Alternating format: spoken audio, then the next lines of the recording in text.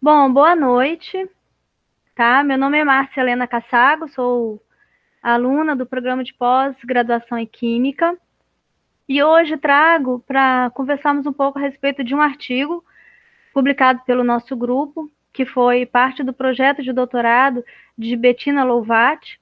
Este artigo foi publicado na Microchemical Journal em 2019 e o título é Uso de floresta randômica na identificação de variáveis importantes. Bom, este assunto, floresta randômica, ou random forest, como é o termo, uma breve análise sem ser feito ainda uma análise bibliométrica, né, para ter os parâmetros certos da importância deste assunto, mas uma breve análise a gente pode visualizar que tem uma ampla aplicação em várias áreas de estudo que envolvem análise química. Né? Como podemos ver aqui, esse conjunto de aplicações desde 2002, né, até 2021, com uma quantidade de publicações, mas para avaliarmos se um assunto tem uma grande importância, nós olhamos muito o número de citações, né? E aqui considerando 100 autocitações, em torno de 18 mil citações deste termo de random forest, né? E a quantidade grande de artigos que fazem a citação deste termo, mostrando aí como é importante o random forest dentro de análise envolvendo problemas químicos.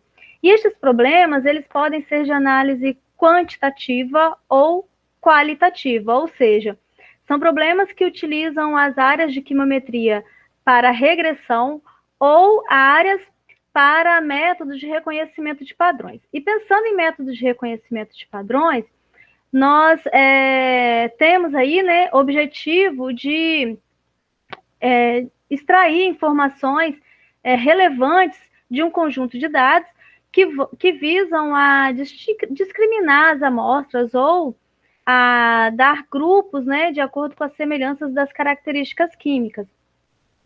Então, esses padrões encontrados nos conjuntos de dados de natureza qualitativa, eles vão relacionar a identidade de uma amostra com as suas características químicas. E com isso nós vamos obter uma maior quantidade possível de informação sobre o problema e sobre a análise multivariada dos dados desse conjunto, né? E os métodos para a gente ter esse reconhecimento de padrão são métodos não supervisionados, no qual não vai haver digamos, um treinamento do modelo, não vai ser inserido informações das características, né, dessas amostras para discriminá-las. Serão feitas análises, muitas vezes exploratórias, projeções desses dados em pequenas dimensões, espaços de pequenas dimensões, para que seja visualizado os grupos, né, de acordo com as suas características químicas. Fora isso, nós temos os métodos supervisionados, que aí, neste caso, vão ser inseridas informações dessas amostras, vão ser treinado o modelo para encontrar funções que possam discriminar as diferentes classes ou até mesmo modelar amostras de acordo com cada classe aí desse conjunto de dados, de acordo com as informações que nós temos. Então, os métodos supervisionados, você vai ter o conjunto de dados, né? O seu conjunto espectral, organizado em uma matriz de dados, em que nós teremos as amostras nas linhas e as colunas seriam cada comprimento de onda, neste caso aqui usando o número de onda, seria cada número de onda. Então, a partir do seu conjunto original, você tem um conjunto de treinamento que vai ser utilizado para treinar, para atribuir as características das amostras ao modelo classificador, utilizando aí a informação qualitativa ou o rótulo de classe dessa amostra, no caso, utilizando aí problemas qualitativos, e um conjunto de teste que será usado para validar este modelo. A partir disso, a partir de um treinamento, de uma validação, a partir de obtenção de um modelo classificador, amostras desconhecidas, amostras cujo rótulo seja desconhecido, podem então ser atribuídas a uma dessas classes modeladas. Bom, o método de floresta randômica, ele é um método supervisionado. mas ele parte do princípio de uma árvore de regressão ou de classificação. Que este modelo aí demonstrando aí as partições binárias a partir de um nó raiz, é a ideia mais aplicada nos artigos na área da química. Então, quando nós pensamos num problema qualitativo, nós temos o nó raiz, que também é muito utilizado o termo nó ascendente ou nó pai. Temos aí, a partir desse nó raiz, que seria então a variável dentro dos seus dados, que vai contribuir mais para discriminar as amostras desse seu conjunto. E a partir de partições binárias, que neste caso são chamados ramos, nós vamos ter os nós descendentes, ou nó interno neste caso. E este nó, novamente, tem a sua partição binária, vai ter um outro nó, ou vai chegar a um nó terminal, ou nó folha, como é comumente chamado, que seria a decisão final. Aqui neste nó folha seria o nó em que se encontrariam amostras, por exemplo, de somente uma determinada classe, né? Ou que seria usado o termo de pureza dessas amostras. Então, uma árvore de regressão ou de classificação, ela tem essas partições binárias até chegar a uma decisão, a um nó decisão. Entretanto, o floresta randômica, ele não, utiliza essa árvore, mas ele não utiliza uma única árvore de regressão, porque aí nós teríamos aí partições, de acordo com as partições binárias, nós chegaríamos a respostas finais que traria aí um modelo super ajustado. E quando fosse aplicar este modelo a outras amostras, você poderia não encontrar essa mesma resposta, o que não é interessante para os nossos problemas em química. Com base ainda nesses métodos de reconhecimento de padrões, e tentando entender aí como seria a abordagem do floresta randômica, nós temos ainda os métodos lineares e não lineares, no qual o método linear, nós temos, observando aqui este exemplo, nós temos uma função discriminante que resolveria este problema no caso deste conjunto. Já neste conjunto aqui, se traçarmos aqui uma reta para o que seria representando uma função discriminante, nós não conseguiríamos resolver este problema. Neste caso aqui, então, vários subconjuntos e várias modelagens com subconjuntos dessas amostras poderiam resolver o problema de discriminar essas amostras pelas suas duas classes. E esses subconjuntos, a combinação desses subconjuntos e desses modelos, caracterizam o ensembles. Os ensembles seriam a combinação de modelos base no intuito de equilibrar aí alguns pontos em termos de cada modelo individual, como, por exemplo, a variância, ou, se for um modelo somente individual, poderia ter um viés. Então, o ensemble é a combinação de vários modelos base. Alguns artigos até falam que seria a combinação de vários modelos fracos para obtenção de uma resposta forte, né? Então, neste caso, o floresta randômica é o ensemble que utiliza um bagging de decision trees. Então, ele utiliza um bagging de diferentes cartes. Bagging é o bootstrap aggregation. É uma forma de atribuir a este ensemble diferentes subconjuntos do seu conjunto original. E isso é muito importante para os nossos problemas químicos. Por exemplo, dados de ressonância magnética nuclear, em que nós temos uma quantidade menor de amostras e uma quantidade maior de variáveis. E o bagging, a partir do seu conjunto original, você vai ter um subconjunto das suas amostras e das suas variáveis, vai ter um CART, ou uma árvore de classificação para problemas qualitativos, por exemplo. Isso vai te dar um classificador individual.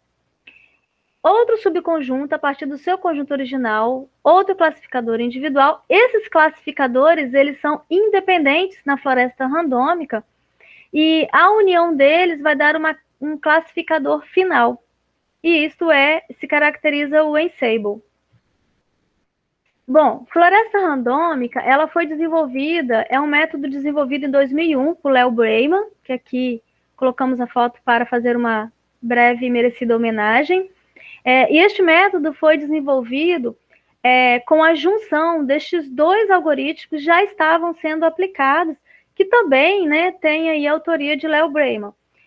CART, que é o Classification and Regression Trees, e o Bootstrap Aggregation. Então, a partir da junção destes dois algoritmos, foi desenvolvido o método de floresta randômica ou Random Forest. Bom, floresta randômica, ele vai partir, então, do conjunto original, e a partir do Bootstrap Aggregation, vai ser selecionado um subconjunto de treinamento e um subconjunto de testes. É muito comum, aí são duas abordagens possíveis. Como pode ver aqui nesse diagrama, o conjunto original é previamente separado pelo analista em um conjunto de teste externo e um conjunto de treinamento.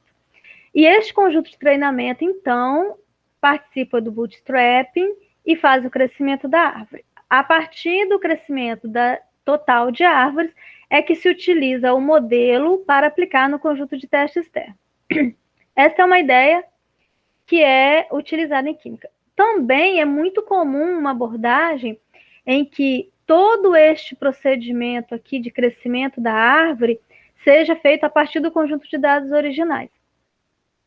É muito comum que o cálculo da exatidão, a partir aqui do conjunto de teste do crescimento da árvore, seja também relatado como cálculo da exatidão, como se fosse um teste externo. E um pouquinho mais para frente vocês vão entender por que é comum utilizar este cálculo aqui como exatidão, como se fosse um teste externo. Bom, para o crescimento aqui dessas árvores, as variáveis, elas são selecionadas e nos problemas de classificação, comumente utilizado o índice de pureza de Gini. O índice de pureza de Gini vai ser, né, através desse cálculo aqui, vai utilizar a fração dos eventos no determinado nó de cada classe. Aqui, no caso, ele é calculado para cada classe. E é calculado esse índice de Gini para cada variável candidata a ser variável preditora, né? Ou seja, um nó preditor. E a partir do índice de Gini de cada nó, é calculado o ganho, né? A variável selecionada como preditora é aquela que vai ter o maior ganho de Gini, ou ganho de informação. E aí vai levar em consideração o nó descendente e o nó ascendente. Para exemplificar um pouco sobre isso, eu trouxe um exemplo, um breve exemplo, que está no artigo de Afanador et al., com um pequeno conjunto de dados, só para a gente tentar demonstrar um pouco o que seria esse índice de Gini, né? Então, a gente tem dois parâmetros que podem ajudar a prever risco de ataque cardíaco. E aqui nós temos as diferentes classes dentro de risco de ataque cardíaco. Qual desses dois parâmetros seria escolhido como nó descendente? Então, o nó ascendente ou nó pai é o risco de ataque cardíaco. E qual desses dois parâmetros vai nos dar maior ganho de informação para prever o risco de ataque cardíaco? Bom, então, através da fórmula do índice de Gini, nós temos aqui o número de classes e a fração dos registros pertencentes a cada classe no respectivo nó. Então, como eu disse, o nó ascendente ou nó raiz pode ser chamado de nó pai, e nós temos aqui, então, o cálculo do índice de Gini para esse nó raiz, que no caso aqui é o risco de ataque cardíaco. Então, nós temos aqui, ó, na classe A tem 3 eventos, dividido pelo valor total elevado ao quadrado, e aí a somatória de cada classe dessa no nó raiz. Então, o índice de Gini do nó raiz, 0,66. Vamos calcular, então, o ganho de informação para cada um desses parâmetros utilizando esse índice do nó raiz. Então, calculando o ganho de informação para hipertensão. Nós temos, pela partição binária, hipertensão com a resposta sim e hipertensão com a resposta não. e para cada um deles nós temos o valor total de eventos. Então, é calculado o índice de Gini descendente, nesse caso, para hipertensão, resposta sim, cujo valor final foi 0,25, e para o resposta não, cujo valor final foi 0,37, ambos do hipertensão. Qual o ganho de informação da variável hipertensão para prever o risco de ataque cardíaco, então? Então, o ganho de informação seria o índice do Gini do nó ascendente menos o nó descendente, e aí nós temos os dois nós aí neste caso, e o valor do ganho de informação desta variável é 0,04. Calculando, então, o ganho de informação da outra variável, que é o sobrepeso. Novamente, nós temos o índice de Gini, nós temos o nó raiz aqui, com o total de evento 10, e o seu valor de índice de Gini. E para sobrepeso, nós temos também resposta sim e a resposta não. Então, a resposta sim, nós temos o total de evento 7, distribuído aí pelas classes, e a resposta não, nós temos o total de evento de valor 3. Novamente, para cada uma dessas respostas, nós temos o cálculo do índice do nó descendente e o ganho de informação é a diferença do nó ascendente para este nó descendente, cujo resultado deu 0,13. Então, nós podemos observar que para o risco de ataque cardíaco, a informação sobre peso, ela tem um maior ganho de informação neste caso. Claro que este é apenas um exemplo, um pequeno exemplo, com variáveis bem simples. Claro que quando nós trabalhamos com dados químicos, nós trabalhamos com dados espectroscópicos e espectrométricos, e a complexidade é absurdamente maior em comparação a este exemplo. No caso de espectroscópicos, então, a variável selecionada por este cálculo do índice de Gini vai ser aquela variável que contribua maior para distinguir as amostras pertencentes àquele conjunto de dados. Eu trouxe esse exemplo somente para servir como uma breve descrição dessa seleção de variáveis na floresta randômica. Bom, então, diante deste método de floresta randômica, diante da importância deste método, nós encontramos, então, algumas problemáticas, que seria ausência de trabalhos com detalhamento do algoritmo. Muitos trabalhos falavam que utilizaram algoritmos prontos ou toolbox, ou até vimos alguns artigos que falavam que utilizavam scripts encontrados em determinado endereço eletrônico e pouco detalhamento do algoritmo. Também não havia muita discussão a respeito do pré-processamento dos dados relacionado ao método de floresta randômica, se influenciava, se não influenciava. Poucas modificações no algoritmo original criado por Breiman.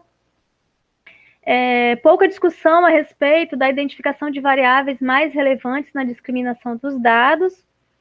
E há uma certa polêmica, uma certa discussão a respeito da interpretação química com os modelos de floresta randômica, porque há uma certa aleatoriedade na hora da amostragem dos dados para participar deste modelo. Né? Então, nós nos voltamos a discutir algum destes detalhes dentro dessa problemática. Era muito comum os artigos citarem floresta randômica como uma caixa cinza, né? Fazendo aí uma analogia à teoria dos sistemas, que seria aí a caixa preta, né? Black box, que seriam algoritmos ou sistemas, né? Com alta complexidade, no qual se usaria apenas informações de entrada, input e obtendo output, sem que o processamento interno fosse considerado. Bom, diante dessa problemática, então, nosso objetivo foi de obter informações das variáveis mais importantes na construção do modelo de floresta randômica em um problema químico, e o problema, né, a aplicação deste método, então, foi utilizado na discriminação de amostras de petróleo em relação ao ponto de fluidez máximo, utilizando dados de ressonância magnética nuclear de hidrogênio e ressonância magnética nuclear de carbono 13 em amostra de petróleo.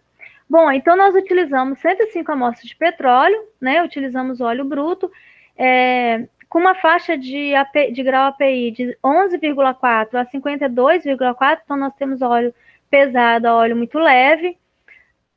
Ponto de fluidez máximo, com uma faixa de 54 graus negativos a 39 graus Celsius.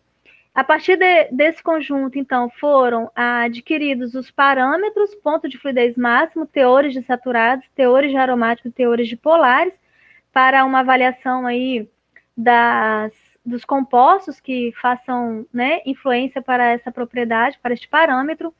Os espectros de RMN foram adquiridos neste conjunto de amostras, e com estes espectros organizados em matrizes, nós realizamos, então, todo o processamento pela quimiometria, iniciando pelo alinhamento dos espectros, utilizando o método de EcoShift, e o pré-processamento dos dados, nós resolvemos fazer alguns testes com SNV, normalização, centrar os dados na média e aplicar a derivada a estes dados, para que nós pudéssemos fazer uma avaliação se faria uma influência nos modelos. E com estes dados pré-processados, aplicamos e construímos os modelos de floresta randômica. A partir dos modelos construídos, fizemos uma avaliação pela exatidão, porque selecionamos o modelo de maior exatidão para, então, utilizarmos o método de identificação de variáveis para identificarmos as variáveis preditoras mais selecionadas. Para fazer estes modelos de classificação, as amostras foram divididas entre classe 1, para amostras com valor de ponto de fluidez máximo maior que 9 graus negativos, e classe 2 para valor de ponto de fluidez máximo menor ou igual a 9 graus negativos. Estes valores, né, para atribuir a classe, foram adotados para ter aí um balanço entre o número de amostras em cada classe. Bom, então, como eu citei antes, era comum falar que era a caixa cinza, né, a floresta randômica. Nós, então, tentamos entender como funcionava esse algoritmo e, falando assim, simplesmente, nós abrimos a caixa cinza para entender este algoritmo. Então, a partir do conjunto de dados originais, em que nós temos aqui 105 amostras e 20 mil variáveis, o processamento pelo bootstrapping, ele vai separar, né, vai selecionar as amostras, então, sendo que 2/3 desse conjunto original estão em in-bag e 1/3 dessas amostras em out-of-bag. Essa separação ela é aleatória mesmo. As variáveis também são selecionadas neste momento aleatórias. Entretanto, é comum na literatura a aplicação de raiz quadrada sobre o número total de variáveis. Neste trabalho, nós otimizamos, fizemos alguns testes e identificamos que 10% das variáveis seria um valor ideal, tendo em vista que o nosso conjunto de dados tinha maior quantidade de variáveis em comparação aos artigos que nós utilizamos como estudo. Então, este conjunto in-bag, ele é utilizado para o crescimento da árvore. Então, neste conjunto, ele ainda é subdividido para realizar a validação cruzada, né, utilizando aí subconjunto de treinamento, subconjunto do rótulo de classe, no subconjunto de teste. A partir dessa validação cruzada é que as variáveis são selecionadas pelo índice de Gini, como nós falamos agora há pouco, né? A partir desta validação cruzada, a árvore, então, é crescida, e esta árvore crescida, ela é aplicada ao conjunto out-of-bag. A partir desse conjunto dessa aplicação, ela é relacionada com a resposta e calculado a exatidão, então, do classificador. Aqui dá para entender um pouco como que é muito comum utilizar este cálculo de exatidão aplicado às amostras da out-of-bag como um conjunto de dados externo, porque esses classificadores, este processamento aqui, ele é repetido iterativamente vezes até o número total de árvores. E cada classificador em que faz esse conjunto de amostras in-bag, out-of-bag, crescimento e aplicação, é um classificador independente, então por isso é muito comum esta exatidão out-of-bag ser considerada como exatidão do teste externo a partir do seu conjunto de dados originais. Bom, para este trabalho, nós utilizamos 1.000 árvores e, como eu disse anteriormente, 10% das variáveis. Este total de árvores, ele também foi otimizado. O número, tem que ser, na verdade, o número suficiente para que a exatidão, né, encontre aí uma estabilidade, mas, a grosso modo, nós podemos dizer que tem que ser um número suficiente para que todas as variáveis e todas as amostras possam, em algum momento, ter participado deste modelo. Bom, a partir, então, do modelo construído, nós avaliamos, dentro de um modelo de floresta randômica, as árvores com maior exatidão. Nós atribuímos aí um valor acima de 80% de árvores, de exatidão, desculpa, das árvores. Aqui nós temos um histograma das árvores de um modelo pela exatidão.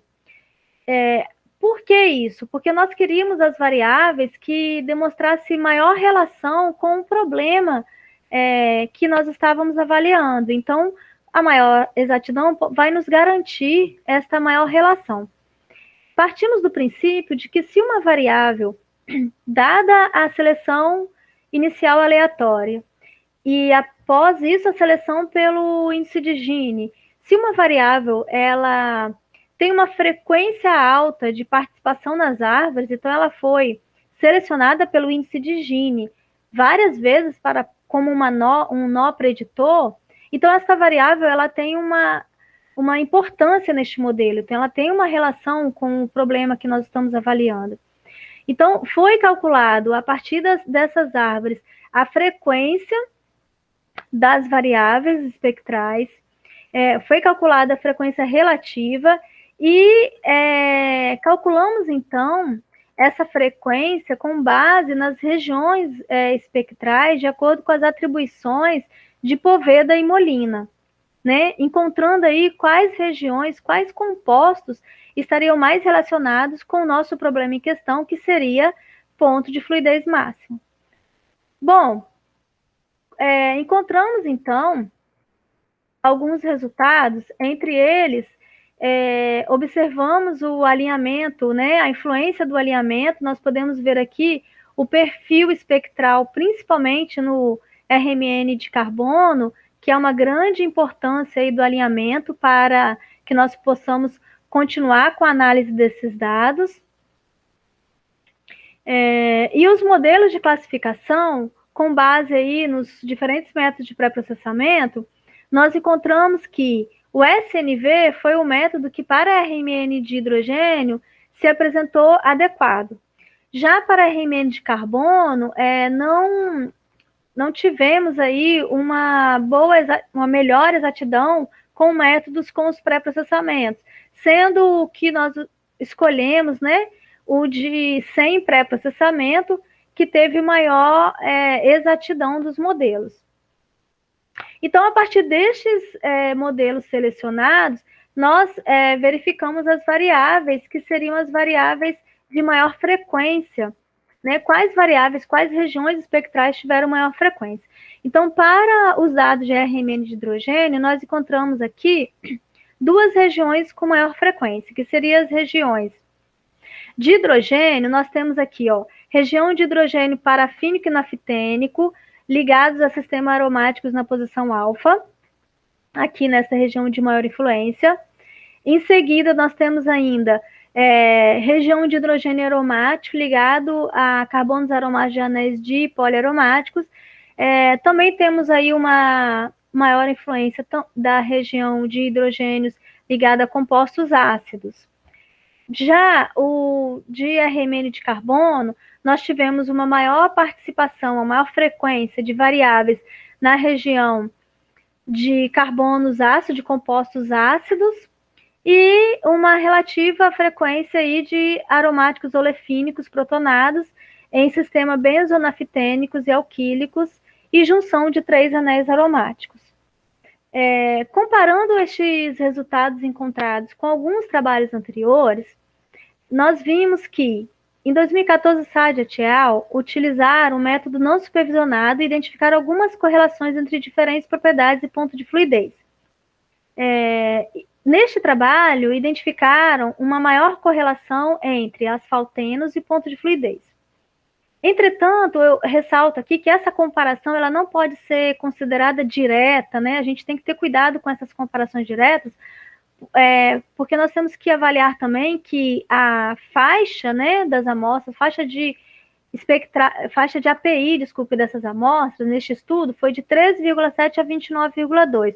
Eu deixei aqui no cantinho a faixa deste nosso trabalho para que a gente tenha essa comparação de que a amplitude aí desse tipo de óleo foi maior neste trabalho do que neste trabalho de 2014. Também foi diferente aí a amplitude da faixa do ponto de fluidez máximo no trabalho de Sadia et al., que foi de 30 graus Celsius negativo a 6 graus Celsius. E no nosso trabalho, né, de 54 graus Celsius negativo a 39. Então, a gente tem uma amplitude maior. Também em 2018, o trabalho de Oliveira et al. Objetivavam relacionar as parafinas ao ponto de fluidez. Com base em trabalhos anteriores, tanto o trabalho de Oliveira et al. Quanto de Sadia et al. Traziam aí na literatura de trabalhos anteriores que faziam essa menção de uma relação maior de parafinas ao ponto de fluidez. Tanto que em ambos os trabalhos é discutido isso, de que era esperado encontrar uma maior relação de parafinas ao ponto de fluidez. Oliveira et al. Encontraram, entretanto, que o que poderia influenciar o ponto de fluidez era a relação entre aromáticos e parafínicos. Também gostaria de ressaltar aqui que a faixa, né, a faixa do tipo de petróleo e a faixa do ponto de fluidez máximo também é menor em relação ao que nós estamos analisando neste trabalho. Mas no nosso trabalho em questão, nós também verificamos que, pelas variáveis encontradas, um equilíbrio aí entre compostos aromáticos e compostos parafínicos que teria uma maior influência na distinção pelo ponto de fluidez máximo, né? Sendo coerente com os trabalhos que discutiam este ponto.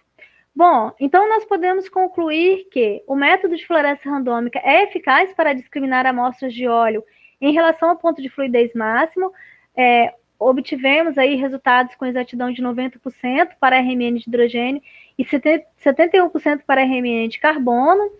A metodologia proposta neste trabalho, que foi a metodologia para selecionar as variáveis mais frequentes, né, identificando as variáveis mais importantes, é eficiente na identificação das variáveis que melhor contribuem para os modelos de classificação.